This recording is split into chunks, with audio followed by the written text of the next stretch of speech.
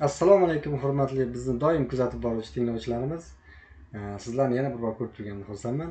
Navbatdagi darsimizga yetib keldik. Ushbu darsimizda o'tgan darsimizda o'rganganimiz demak UAsync dasturlashning sal murakkabroq loyiha bilan demak ushbu darsda demak UAsyncni chuqurroq o'rganamiz. Ya'ni o'tgan darsimizda ikkita led yordamida UAsyncni demak ikkita parallel ledni yoqib ko'rgan edik. Endi bu safar sal murakkabroq, qiyinrog'ini bajaramiz. Ya'ni qurilmalarimizni ko'paytirib, elektronika sal murakkablashadi va dasturi soddaroq bo'ladi. Ikkalasidan demak foydalanib murakkabroq demak dasturga, ya'ni amaliyotga o'tamiz. Demak, ushbu darsimizni boshladik. Xo'p. Ushbu darsimizda demak kerakli qurilmalarni yig'ib olamiz. Birinchi qurilmalarimiz albatta kompyuter bo'lishi kerak dasturimiz uchun. Raspberry Pi Pico va yoki W qurilmasini foydalaning. Iloji bo'lsa Pico W dan foydalaning, sababi keyingi darsimizda Pico W lar foydalanamiz. Bu yerda demak qiyinroq tomoni demak ikkita ultra tovushli masofa sensordan foydalanamiz. Ya'ni parallel ikkalasi alohida qiymatlarni hisoblaydi. Navbat kutib emas, alohida. Shuning uchun ikkalasini demak aniqlash uchun ikkita ultra tovushli sensor, ya'ni ultrasonik, ulash uchun simlar va maket doskasi, ya'ni platasi. Va endi buni alohida natijasini ko'rsatish uchun terminalda emas, iX display yordamida ikkita alohida demak qiymatlarni ko'rsatsin.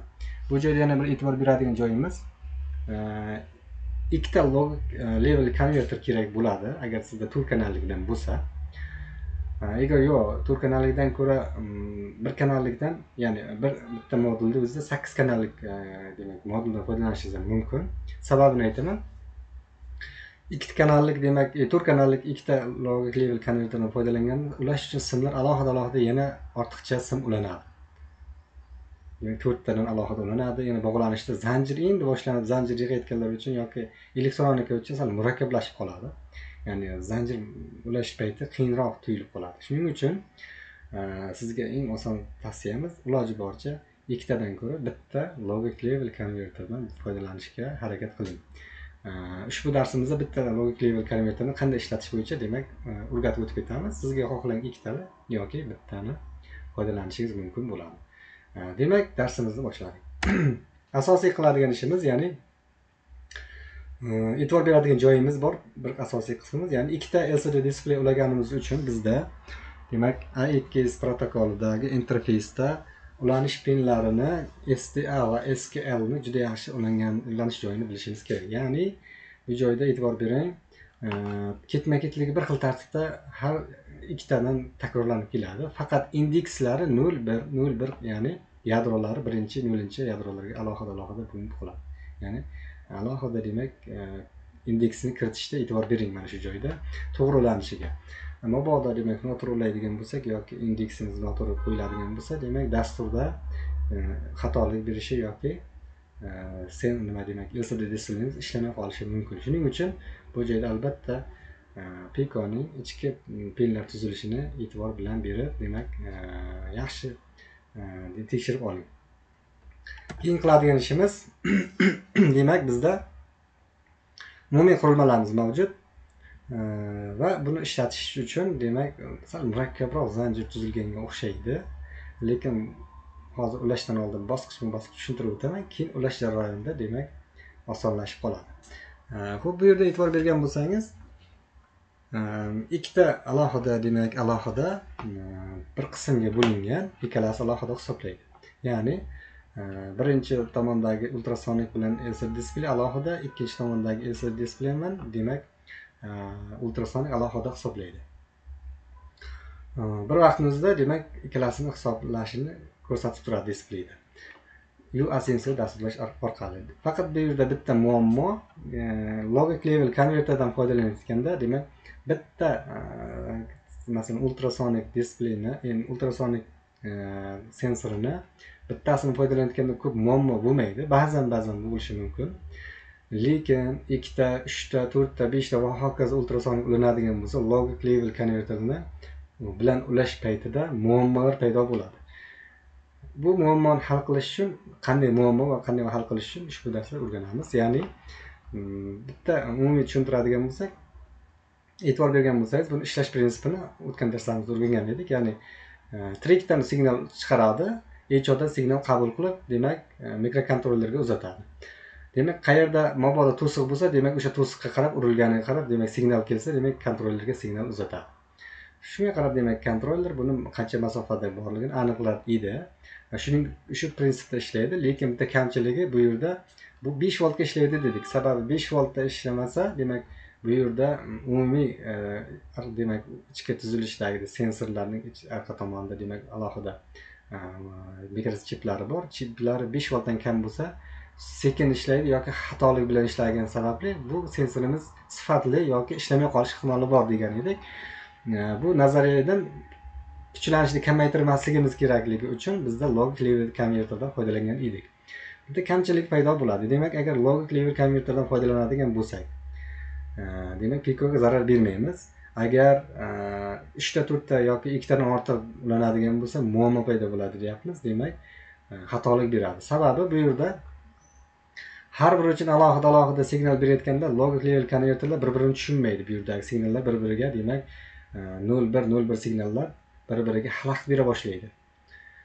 Ya'ni soniyalar juda, ayniqsa UASync dasturlashda ikkalasi parallel ishlayotgan payti ikkala signallar bir xil tempda ketmaydi. Natijada bir-biriga xalaqit bera boshlaydi. Ikkalasi bir vaqtda ishlaganligi uchun soniyalarda xalaqit beradi. Soniyalar bilan ultrasonik sensorimiz asosan soniyalarda impuls jo'natadi. Mikrosoniyalarda. Shu mikrosoniyalarda muammo paydo bo'lganda, demak, xatolik berib umuman qiymat ko'rsatmay qolish ehtimoli yuqori bo'ladi. Demak, bizga log level xalaqit berib boshlaydi. Yordam beraman deb, demak, xalaqit beradi. Ana endi bizga, demak, uni voz kechishimiz kerakmi yoki alohida ulash kerakmi? Yoki buni ulab ishlatishimiz kerakmi degan savolga, ulab ishlatsak umuman ishlamay qolishi mumkin. Agar ulamasdan ishlatadigan bo'lsak, pikoga zarar berishimiz mumkin. Bu joyda, mana bu joyda endi gibrid usuldan foydalanamiz. Ya'ni aynan kerakli joyini pikoga to'g'ridan-to'g'ri ulaymiz. Xavfli tomoni, ya'ni piko uchun xavfli bo'lgan joyda logik level konverterdan foydalanamiz. Masalan, qanday qilamiz? Bu yerda trik pinimiz signal uzatadi. Demak, bu signal uzatayotganiga 3 volt yoki 5 volt berish mantiqan zarar bermaydi. 3 voltdan yaxshi pinlar, GPIO pinlarda 3 volt, kamida 2,5 voltdan yuqori bo'lsa, demak, signal yaxshi uzatiladi. Demak, trik pinida chiquvchi bo'lganligicha 3 volt kuchlanish zarar bermaydi hech qanaqa. Lekin kiruvchi tomon, echo tomoniga muammo paydo bo'ladi. Sababi kiruvchisi bu yerdan mikrosxemasidan 5 volt kelib, bu yerda signal 5 voltga aylanib pikoga boradigan bo'lsa, GPIO pinlar zarar ko'radi deydi. Mana bu joyda trik pinini to'g'ridan-to'g'ri GPIO pinlarga ulaymiz pikoni. Demak, hech qanaqa zarar bermaydi chiquvchi bo'lganligi uchun. Kiruvchi tomoni echo esa, echoga e'tibor bering. Logik level konverterdan ulab, demak, signalni ma'lumot jo'natamiz. Shunda bir-biriga xalaqit bermaydi jo'natuvchi bilan qabul qiluvchi. Faqat qabul qiluvchi logik leveldan o'tadi, jo'natuvchi esa to'g'ridan-to'g'ri trik pinni uzatadi. Mana bu joyda shu prinsipda ishlaydigan bo'lsa, ya'ni gibrid usulda ishlaydigan bo'lsak, bir tomonini faqat logik levelga ulaymiz konverter orqali, bir tomonini to'g'ridan-to'g'ri ulaymiz. Trik pinini, demak, chiqaruvchi pinini out deymiz, chiqaruvchi pinini, trikni to'g'ridan-to'g'ri piko GPIO pinlarga ulaymiz. Echoni esa konverter orqali GPIO pinlarga ulaymiz. Shunda bu yerda 5 volt kuchlanish boradi va natijada 3 voltga kamaytirib beradi. Trikda esa hech qanaqa muammo bo'lmaydi. Ikkalasi qabul qilib, echo bilan, demak, bir xil prinsipda ishlaydi. Mana shu joyga e'tibor beramiz. Shunda bizda, demak, ishlamay qolish muammosi hal bo'ladi.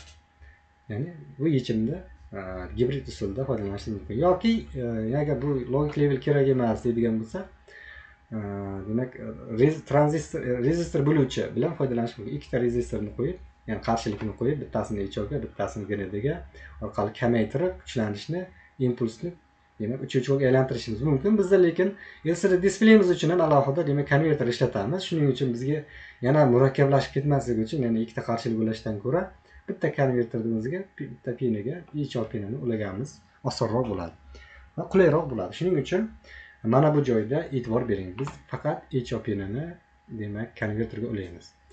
Qolgan pinlari to'g'ridan-to'g'ri ulanadi. Ya'ni ikkita trik pini to'g'ridan-to'g'ri ulanadi. Endi, demak, qanday ishlash prinsipi, nima uchun sababligini, demak, o'rganganimizdan so'ng, demak, buni ulashni boshlaymiz. Ulash uchun bizga, demak, qurilmalarimiz kerak. Bizda hozir qurilmalarimiz hammasi yig'dik. Ya'ni ikkita ultrasonikimiz, maket platamiz, 8 kanalli bu yerda demak logic level konverterimiz, Pico va ikkita displey ulash uchun sizlar kerak bo'ladi. Birinchi bosqich qiladigan ishimiz konverterga, demak konverter tomonidan birma-bir Piconi ulanishini boshlaymiz va qaysi pinlar qayerga ketganiga qarab sekin-sekin tartib bilan ulab boshlaymiz. Birinchi qiladigan ishimiz demak bu joyda konverterga qaysi tomoni ulangan. Ikkita tomoni bor. HV bilan LV degani yo'q. Demak, yuqori kuchlanish va pastki kuchlanish degan joyi yo'q. Faqat bu yerda A bilan B tomoni bor. A tomon har doim past kuchlanishda ishlaydigan tomon. B tomon esa high, ya'ni yuqori kuchlanishda tomon ishlaydigan tomoni bo'ladi. Shuning uchun biz VSSA degani demak 3 volt qo'llanadi-da, qolgan A0 dan to A7 gacha bo'lgan qurilmalar demak Picoga bog'lanadi to'g'ridan-to'g'ri va undan chiquvchisi VSSB degan tomoni 5 volt qo'llanadi va qurilmalar uchun alohida B tomoniga bog'lanadi. Mana shu yerga e'tibor bersak, qolgan zanjirlar murakkab bo'lmaydi. Demak, qiladigan ishimizdan boshlaymiz. Piconi bog'lab olaylik. Logic levelni Piconi bog'laymiz.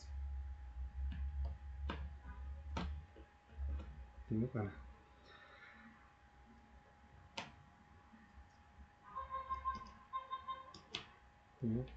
Ikkita ultrasonikimiz. Mana. Ikkita ultrasonik bog'ladik. E'tibor bering, pinlari bir-biriga bog'lanmagan, shuning uchun alohida ekranda yaxshi ko'rinish uchun zichroq joylashtirdim. Ana endi birinchi bog'laydigan ishimiz bu joyda demak 0-pinimiz bo'lyapti. GPIOning 0-pini A0 ga bog'lanyapti. A0 ga, keyin A1 ga, keyingisi esa ikkitob demak 0 dan 3-gacha bo'lgan GPIO pinlari 0 dan 3-gacha bo'lgan. Analogning 0 dan 3-gacha bo'lgan pinlargacha bog'lab chiqilgan. Demak, biz aynan analogni 0-pinidan chiqishni boshlaymiz. Simlardan sekin tartib bilan olaymiz. Demak, bu joyda bog'lanadigan tomonimiz 0-GPIOdan demak A tomonining 0-siga, demak ikkita qoladi. Boshida VSSA bilan GND deb yozilgan. Shuning uchun ikkala pin qoladi va keyin tartib bilan bog'lab chiqamiz.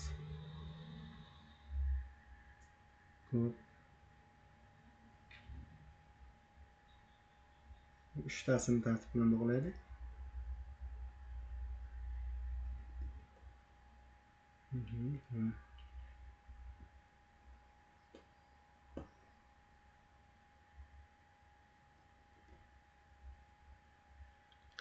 Demak, o'rtada grinda qoldi. Demak, 0 dan GPIO 0 dan to GPIO demak 3 gacha bo'lganini bog'lab chiqdik. Bular ikkita displey uchun va keyingisi ulanyapti ikkitasi. Ya'ni ikkita alohida bo'lgan tomoniga e'tibor bergan bo'lsangiz, birinchisi ulanyapti. Demak 3 qola 4-dan qolib 5-ga bog'lanyapti. Demak, 5-chisi bu HO piniga ulanadi. Shuning uchun bu HO pininiki, demak 5-chisi A ning 4-siga bog'lanadi. GPIOning 5-chisi demak A ning 4-siga bog'lanadi. Mana bu yerda bitta pin bo'sh qoldiramiz va A4 ga bog'laymiz. Mana A4 ga bog'laymiz. Mana bu demak HO o'rniga trik o'rniga demak bo'sh joy qoladi. Trik to'g'ridan-to'g'ri bog'lanadi. Va keyingi qismimiz demak yana bog'laymiz. Bu yerda ikkinchi pinimiz, ikkinchi ultrasonning HO pini demak 7-ga bog'langan. Taxminan 7-dan demak 5 ga bog'laymiz. Bitta bo'sh qoldiramiz. Bu yerda ground bor. Grounddan so'ng demak 6-7 ga bog'laymiz. 7-pinni bog'laymiz. Demak, umumiy bog'lab oldik. Mana bog'lab oldik. Endi esa tartibi bilan sekin-sekin displeydan boshlab bog'lashni boshlaymiz. Birinchi displeyimizni demak ikkita umumiy kuchlanishda ishlash uchun oq va qora rangli pindan va ikkita demak umumiy ikki xil pin GPIOni pinlarga bog'lash uchun bir tomoni demak papa-mama deymiz, chiqqan shtikerlik va kiruvchi va chiquvchi demak jumperlardan deymiz, simlardan foydalanamiz. Demak, oq va qorasini qora rangini bu yerda demak GNDga, oq rangini esa VSSga, ya'ni 5 voltga bog'laymiz. Mana. Keyingisi esa ikkita sinimiz. Masalan, VSTA ni demak kul rangga, keyingisi esa SKL ni esa jigar rangiga bog'laymiz. Xo'p. Ana endi ulanishga xohlagan 5 volt tomonga, mana 5 volt deylik, mana bu tomon 5 voltda kuchlanishni beramiz. Ya'ni minus tomoni, yuqori tomoni va plus tomoniga ikkalasini berib chiqamiz mana. Mana endi keyingi qismimiz STA qismi. STA birinchisida e'tibor bering, 0-indeksda joylashgan GPIO'ning demak indeksdan chiqayotgan B0 ga borib tarqaladi. Ya'ni A0 dan kirib B0 dan chiqadi. Demak B0 dan STA ga boryapti. B0 dan STA ga bordi, demak bizga STA mizni B0 ga ulaymiz. 0-ga ulaymiz. Bosh B0 mana. E'tibor bering, B0 ga ulaymiz. Ikkinchisini esa B1 ga ulaymiz. SKL hozir.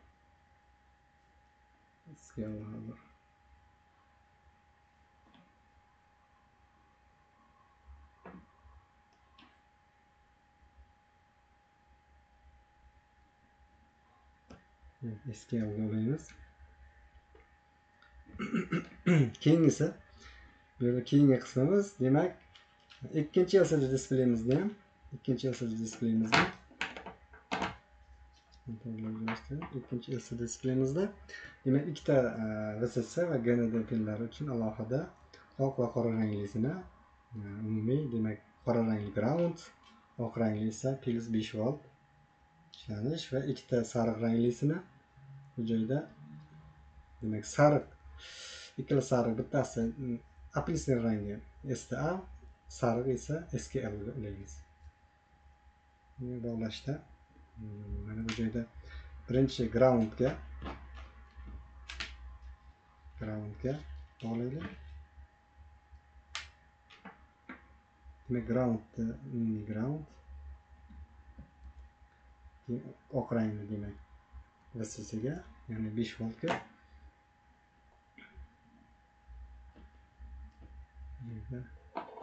Ko'proq ko'rinishni ustiga chiqarsak bo'ladi menimcha.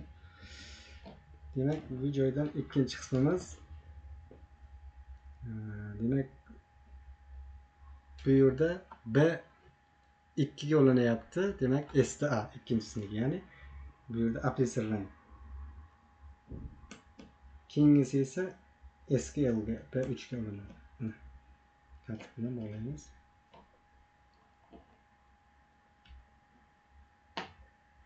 Simlarimizdan tartib olamiz. Mana. Xo'p. Buni tushunish berdik. Mana endi keyingi qismimiz bu yerda xo'p. Echo pinlari qoldi. Ya'ni echoning ikkita pini va tirik pinlar qoldi. Demak, echo pinini to'g'ridan-to'g'ri ulashimiz kerak. Demak, konverter orqali to'g'ridan-to'g'ri ulashimiz, tirikni to'g'ridan-to'g'ri, echoni esa konverter orqali ulashimiz kerak. Demak, birinchisi bu yerda birinchi, ya'ni A4, ya'ni bu yerda B4 ga tegishli bo'ladi. B4 dagisi demak ultrasonik, birinchi ultrasonikga ulanadi. Demak, keyingi B4 dagi ultrasonik birinchisi echo piniga ulanadi, echo piniga. Ikkinchisi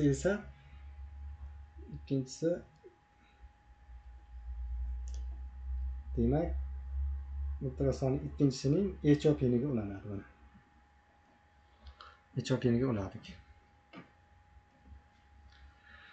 Xo'p, demak keyingi qismi. Bu yerda tirik pinlar qoldi. Tirik pinlarimizni demak sal uzunroq simlardan foydalanamiz. Demak bu yerda alohida bog'lab chiqamiz. Tirik uchun alohida, ya'ni tirikni birinchisi qolganida 5 to'g'ridan-to'g'ri ulanyapti. Demak qaysisiga? 1 0 1 2 3 4. To'rtinchi boryapti tirik piniga to'g'ridan-to'g'ri. Demak, 4-pin birinchi tirikning, echoning tirik piniga bog'lanyapti.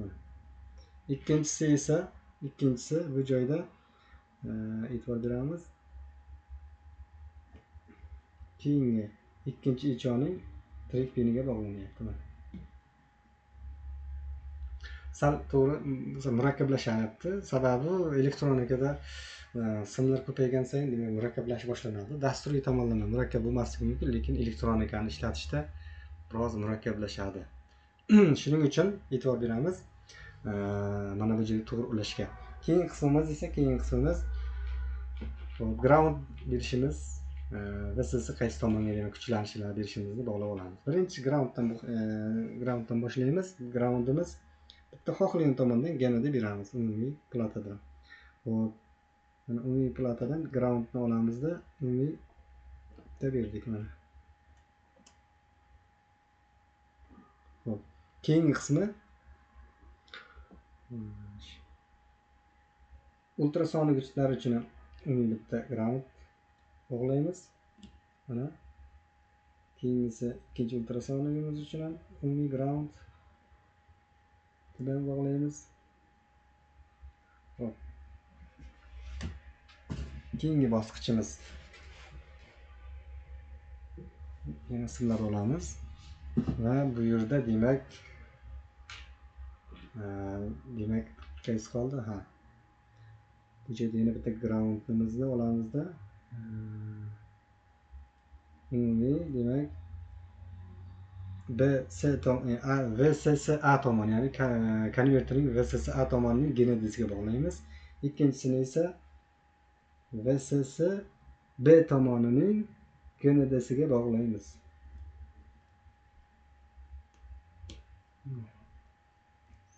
Demak, VSS genadisiga bog'lanadi. Keyingi kuchlanishlarimiz demak umumiy 5 volt kuchlanish berishimiz yoki 3 volt kuchlanish berishimiz kerak. Mana bu joyda demak umumiy 5 volt va 3 volt kuchlanishni birinchi boshlaymiz. Demak VSS ya'ni VSSA nima tomonga trikning ultrasonikning VSS'si birinchisiga va ikkinchisiga bog'lab chiqamiz. 5 volt kuchlanishni bunaqa qilib keyingisi esa demak bu yerda VSSA tomonga emas, VSSB tomonga 5 volt kuchlanish beramiz. Mana bog'ladik.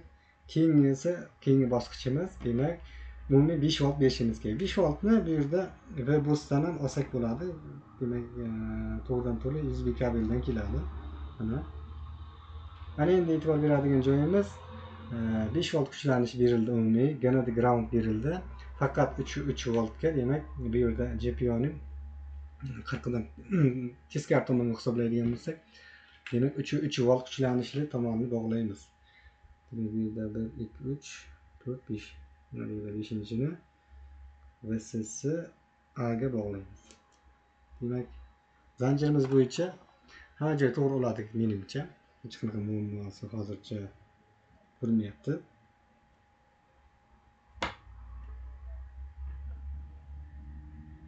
Demak mana. Ana endi buni sinab ko'rishimiz kerak. Sinab ko'rishimiz uchun albatta demak to'g'ri ulangan bo'lsa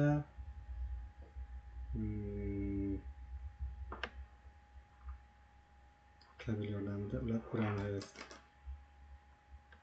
Bu zanjir sal murakkablashdi. Hop.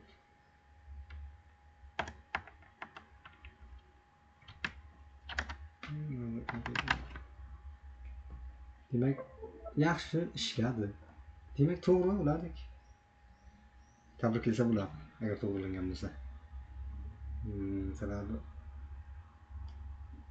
birdaniga bunaqa zanjirlarni sekin-sekinlik bilan to'g'ri ulashni harakat qilmasak, bunga zarar berishimiz mumkin. Demak, umumiy dasturiy qismiga o'tamiz. Dasturiy qismiga xo'p, demak to'g'ri ulanishi uchun demak new editorga ishga tushiramiz. New editorda bu yerdan demak dasturiy qismiga o'tamiz. Demak, biz hozir qurilmalarimiz hammasi to'g'ri ishlagan. Buning sababi demak hech qanaqa muammo bo'lmayapti. Demak, hozircha to'g'ri bajardik. Birinchi bosqichimiz asosiy qismini. Eng murakkab qismi ham demak elektronika qismi hisoblanadi. Sababi juda sekinlik bilan shoshmasdan bajarmasak, Bu albatta tabiiy sensorlarimizga yoki qurilmalarimizga zarar berishimiz mumkin. Shuning uchun albatta elektronika qismini shoshmasdan, e'tibor bilan, diqqat bilan demak bajarib ko'rishga harakat qiling. Sababi bu eng asosiy qismlardan biri hisoblanadi. Keyin dasturiy qismiga o'tsak bo'ladi. Dasturiy qismida albatta bitta yangi fayl ochamiz. E'tibor bering, bizda demak birinchi qiladigan ishimiz o'tgan darsimizda o'rgangan umumiy demak UASense dasturlash orqali endi bu qurilmalarni ishlatib ko'ramiz. Bu qurilmalarni oldin ishlatib ko'rganmiz. Ultrasonik yordamida LCD displeyga chiqarish yo'lini juda oson o'rgangan edik. Bu safargisi endi ikkalasini parallel, ya'ni yonma-yon UASense dasturlash orqali ishlatib ko'ramiz.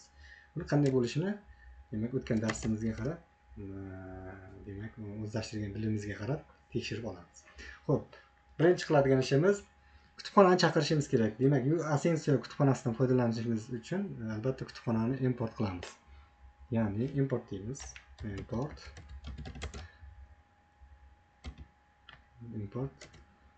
Xo'p. Demak, UASense. Asensioning demak MicroPython'dagi versiyasi. Keyingisi esa biz UASense yordamida kutubxonani chaqirib ishlatamiz va asosan bizda ikkita qurilmamiz bor. LCD demak displeyimiz va demak distansiya sensorimiz, masofa sensorimiz ikkalasi kerak. Ya'ni buni demak asosan bu ikkala bitta kutubxonada joylashgan, ya'ni Pico Zero kutubxonasidan foydalanish mumkin. Pico Zero kutubxonasida ham LCD displey ham demak ultrasonikning obyektlari bor. Demak bitta kutubxonani o'zidan ikkalasini chaqirib olamiz. Demak from deymiz. Bu yerda demak Pico Zero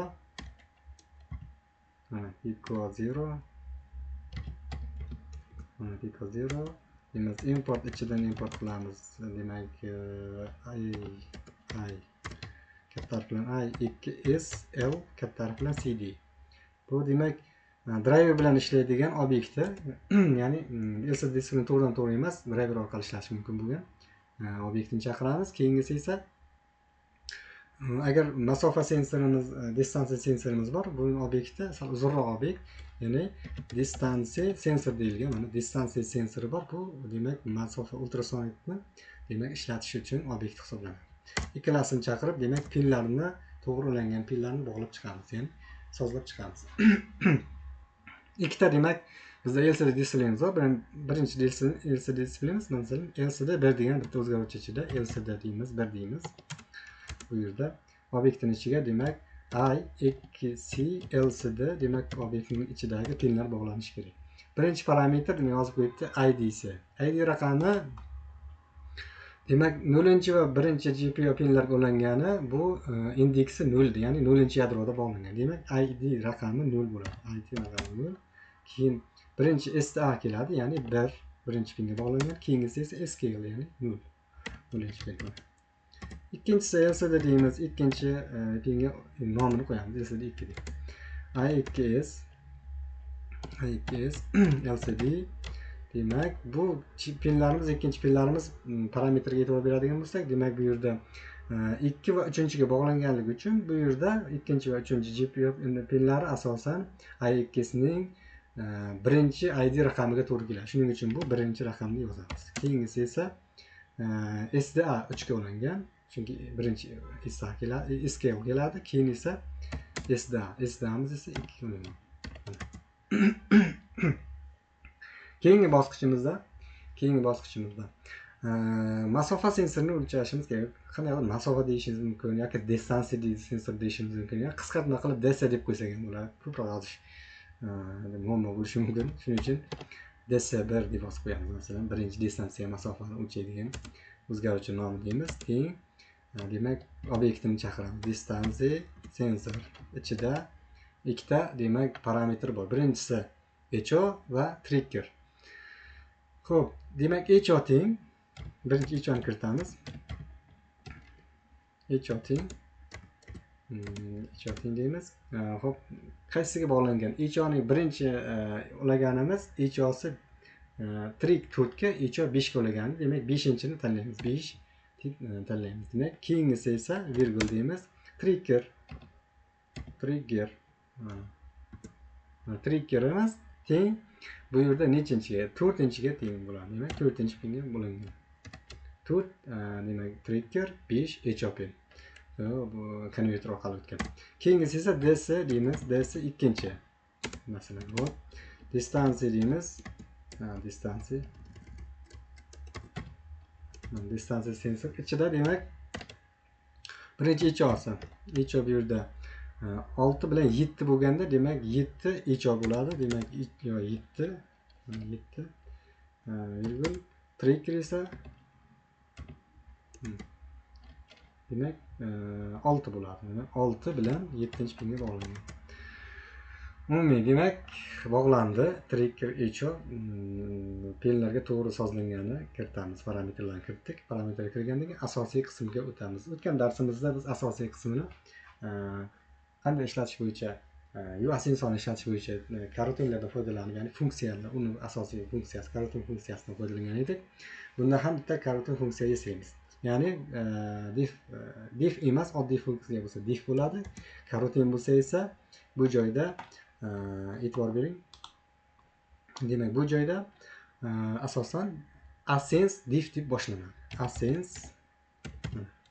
diff deb boshlanadi. Bu karotin, ya'ni funksiya. Asensionning funksiyasi. Ichiga bitta nom qo'yamiz, ya'ni nima degan nom? Masofa desak, ikkita masofa bor. Birinchi masofa, demak ikkinchi masofa. Birinchi pastki chiziq bilan masofa. Xo'p, demak funksiyasini yaratamiz va demak ikki nuqtadan keyin bajaramiz. Xo'p, nima qilishimiz kerak? Uni ichida qiymat alohida bajarsin. Birinchi masofani demak LCD displeyimiz, ultrasonigimiz alohida hisoblasin. Bu alohida ishlaydigan funksiyani yasaymiz. Bu qanaqa ishlaydi?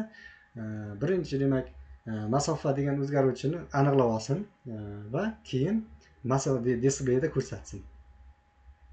Buni doim ko'rsatsin. Demak, doim ko'rsatish uchun while true dan foydalanamiz. While true enter pastga tushiramiz. Enterda bosib, demak bitta o'zgaruvchi nomida masofasi, demak bu yerda DS1 da, demak masofa degan bitta o'zgaruvchi. Masofa desa ikkita masofa bo'lishi mumkin, adashib ketmaslik uchun. Masofa 1 deylik, masalan. Masofa 1. Masofa 1. Teng, demak DC distansiya deymiz. DC1 obyektning ichidagi demak distans degan bu modul bor. O'sha modulni chaqirsa, demak bu masofani o'lchaydi. Ya'ni qancha masofani aniqlaydi. Distans deymiz. Distans. Va keyingisi keyingi qismimiz, demak LCD displeyimizda ishga tushirish kerak. Ishga tushirishdan oldin mabodo eski ma'lumotlar bo'lsa displeyimizda buni o'chirish kerak. Ya'ni tozalab turish kerak. Birinchi tozalab, keyin boshlasin. Bo'lmasa ustiga yozilib qolsa, demak matnlar har xil ko'rinib qoladi. Ya'ni bir-birining ustiga tushib, demak matn yoki belgini o'qish imkoni bo'lmay qolishi mumkin. Shuning uchun birinchi tozalaymiz. Masalan, LCD deymiz, birinchi displeyimizni bunga sozladik. Demak, birinchi displeyimiz clear funksiyasi yordamida demak uni umumiy displeyni tozalab olamiz. Keyingisi esa buni ichiga yozish uchun put stripe, ya'ni LCD1 ning ichidagi put string ichida matn yozishimiz mumkin. Qanday matn yozamiz? Bu matn biz yozmaymiz. Bu yerda masofani, mana yozgan masofa qiymatini, o'lchayotgan masofani qiymatini yozsin. E'tibor bering, o'tgan darslarimizda aytganmiz, doim bu masofa hozir integer qiymat beradi yoki demak float, ya'ni haqiqiy qiymatlarda, raqamli qiymatlarda ko'rsatadi, lekin aslida LCD displeyimiz faqatgina bizda demak string ko'rinishda ishlatadi. Shuning uchun bu yerda str ni chiqaramiz, ichida bo'lsin. Demak, masofa degan o'zgaruvchi bir masofa degan bu yerda masofa 1 ni demak ichidagi qiymatni string ko'rinishda chiqarsin. Xo'p, bajardik. Ana endi bu eng asosiy qismlardan biri. Demak, kutish qancha soniyada chiqarsin displeyda. Faqat kutishda eng asosiy bir parametrlar nimasini xo'p kalit so'zlardan biri await, demak UAsensiodan foydalanganmiz. Await UAsensio. UAsensio bu UAsensio sleep mavjud. Sleep degan UAsensio sleep. Bu yerda oddiy sleepdan farqli jihati kutib turib keyin bajarish emas, bir vaqtni ham kutmasdan turib bajarishni anglatadi. Shuning uchun u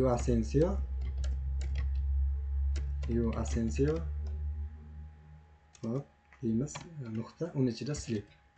Oddiy sleepdan farqi demak, bu kutishga demak to'liq blokirovka qilmaydi, ya'ni imkoni boricha demak keyin yonidagiga ishlashiga imkon beradi. Demak, qancha soniya bo'lsin? Taxminan 0.1, 0.2, 0.3 va hokazo bo'lishi mumkin bo'lsa, 0.2 soniya davomida ko'rsatib tursin, yangilab tursin. Demak, bu har demak 0.2 soniyada to'liq unga demak blokirovka qilmasdan turib ishlatishga imkon berib ishlatadi. Birinchi funksiyamizning demak ishlashi. Ikkinchi funksiyamiz esa, bu yerda sal biroz nom qo'yamiz. Bitta funksiya esa, ya'ni ikkinchi karutin asens deymiz.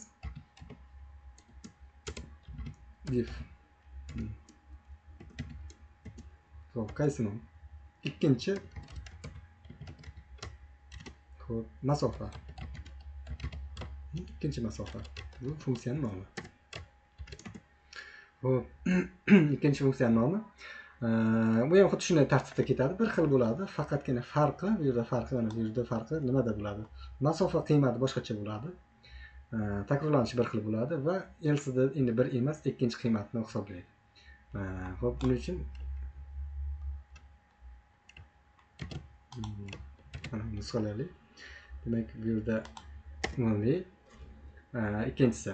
Ikkinchi masofa funksiyasi faqat masofa nomini bir emas, ikki qo'yaylik. Mana ikkinchi. Bu yerda dc demak bu ikkinchi ultrasonikni hisoblasin. 2. LCD display 1ni emas, ya'ni 2 ga ko'rsatsin. 2 ni o'chirsin, 2 ga ko'rsatsin. Mana masofa 2 ni qiymatini ko'rsatsin. Qancha soniya bo'lsa, mana farq qilish kerak. Masalan, biz farq qilish uchun ko'proq soniya qo'yishimiz mumkin, 0.3 qilishimiz mumkin, 0.1 qilishimiz mumkin, 2, 0.4 va hokazo, yoki 1 soniya qilishimiz mumkin. Ixtiyoriy qilishingiz mumkin. Demak, bu har 1 soniyada natija chiqaradi, bu esa har 0.2 soniyada natija ko'rsatadi, alohida. Mana ikkalasi bir xil funksiya, faqatgina yozilishida qiymatlarni alohida o'zgartirib qo'yamiz. Deyarli qolgani bir xil bo'ladi. Keyingisi, ana endi buni ishga tushirish. Ishga tushirishimiz uchun demak siklni get event loopdan qaysidir siklda ishlatish uchun bitta sikl deb yozgandik, sikl masalan. Deymiz. uAsensio ichidagi demak get event loop funksiyasini siklga joylashtiramiz. Bu demak ma'lumotlarni olishni boshlaydi. Ya'ni get deymiz, pastki chiziq bilan event, bu hodisa event pastki chiziq bilan loop takrorlash. Hop. Bu funksiya demak ikkita bizda masofa, birinchi va ikkinchi masofa haqidagi ma'lumotni shunday joylashtiradi siklga. Keyin endi uni demak ishga tushirish kerak. Qaysilarini? Ikkalasini ham ishga tushirsin. Demak, ikkalasini vazifani create task yordamida ishga tushiradi. Sikl deymiz. Sikl nuqta create task. Task chiziq bilan task. Ya'ni vazifani bajaradi. Qaysi vazifa? Birinchisini.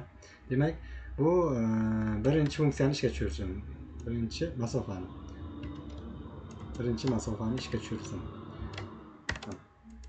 Keyingisi sikl deymiz. Create task. Endi ikkinchi masofani ishga tushirsin. Demak, bu bir vaqtimizda birinchi va ikkinchisini demak qaysi vazifani bajaradi? Demak, birinchi va ikkinchisini ishga tushiradi. Buni ishga tushirish uchun ikkalasini demak boshlashni ishga tushirish uchun albatta demak cycle run deymiz. Run for it. O'tgan darslarimizda foydalangan cycle nuqta demak run pastki chiziq bilan forever. Xo'p, endi bu funksiya yopamiz. Bu demak umumiy ikkalasini demak bu joyda ishga tushiradi. Xo'p, boshlashni bosib ko'ramiz. E'tibor bering, bu joyda demak bittasi 1 soniyada, bittasi ham 0.2 soniyada ko'rsatadi. Qiymat mana 5 ga ko'rsatyapti. Keyingi qiymat bu 5 ko'rsatyapti. Alohida ko'rsatyapti. Demak, umumiy Bu boshqacha ishlayapti, bu boshqa ishlayapti. Sababi alohida parallel dars ketyapti. Demak, murakkab dasturlashda, demak, umumiy murakkab qurilmalarni bu asosiy dasturlash orqali ishlatish mumkin bo'ladi. Bu asosan serverlar uchun bir vaqtda ma'lumot uzatib oladi, qabul qiladi, ham jo'natadi, ham qabul qiladi, ham jo'natadi. Mana bu joyda juda foydasi juda katta. Shuning uchun bu qurilma, murakkab qurilmalar qancha murakkab bo'lsa ham, demak, bu dasturlash yordamida oddiy bajarish mumkin. Ya'ni oson bajarish mumkin. Demak, ushbu darsimizda sal murakkablab o'tgan darsimizda murakkabroq loyihani bajarib ko'rdik. Yana ham qiziqarli bo'lishi, yana alohida demak mustaqil ravishda boshqa sensorlarni ham ulab ishlatib ko'ring. Chunki bundan oldingi darslarimizda qanday sensorlarni ulash, dasturlari qanaqa bo'lishi haqida tushuntirgan edik. Dasturlar bir xil bo'ladi, ya'ni faqatgina bu yerda UASensorda foydalanishda umumiy qoidalarni rioya qilib bajarib ko'rsangiz, demak, bir qancha sensorlarni, qurilmalarni ishlatishingiz mumkin bo'ladi. Demak, ushbu darsimiz sizga tushunarli bo'ldi degan umiddaman. Albatta, sizda savol yoki takliflaringiz bo'lsa, kommentariyalarda yozishni unutmang. Keyingi darslarimizda uchrashguncha xayr, sog' bo'ling.